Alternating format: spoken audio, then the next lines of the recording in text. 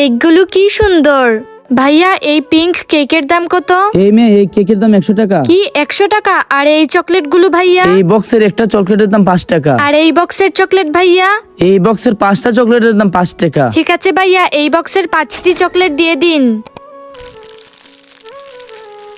এই নাও। আরে আমি তো ভুলেই গিয়েছিলাম। এই নিন ভাইয়া, আপনি একটা চকলেট রেখে দিন।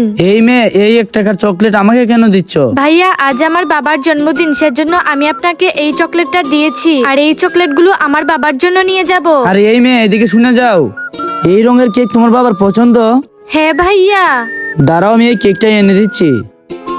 এই মেয়ে, এই 1 টাকার চকলেট দিয়ে কি হবে? এই কেকটা আমার তরফ থেকে তোমার বাবাকে দিয়ে দিবে, আর তোমার বাবাকে আমার তরফ থেকে হ্যাপি বার্থডে জানিয়ে দিও। থ্যাংক ইউ ভাইয়া। আরে বাবা, ও কেক কেন নিয়ে যাচ্ছে? ওর তো আজ জন্মদিন না। হ্যাঁ জিসান, আজ ওর জন্মদিন না, ওর বাবার জন্মদিন। আরে বাবা, ওর বাবা তো মারা গেছে। আমি ওকে চিনি, ও আমার সাথে একই স্কুলে পড়ে। কি? তাহলে ওই মেয়েটা আমার সাথে মিথ্যা কথা বলছে? তুই এখানে দাঁড়া, আমি ওর কাছ থেকে কেকটা নিয়ে আসতেছি। মেয়েটা কবরের দিকে কেন যাচ্ছে? হ্যাপি বার্থডে বাবা।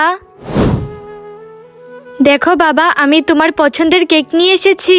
বাবা, তোমার তো বাদামওয়ালা কেক অনেক পছন্দ। উঠো না বাবা, এই কেকটা খেয়ে নাও না। উঠো না বাবা, তুমি কেন উঠছো না? তুমি উঠে এই কেকটা কেটে নাও না। এই মেয়ে, ভাইয়া আমার বাবাকে উঠিয়ে দাও না, আমি ওনাকে কেক খাওয়াতে চাই।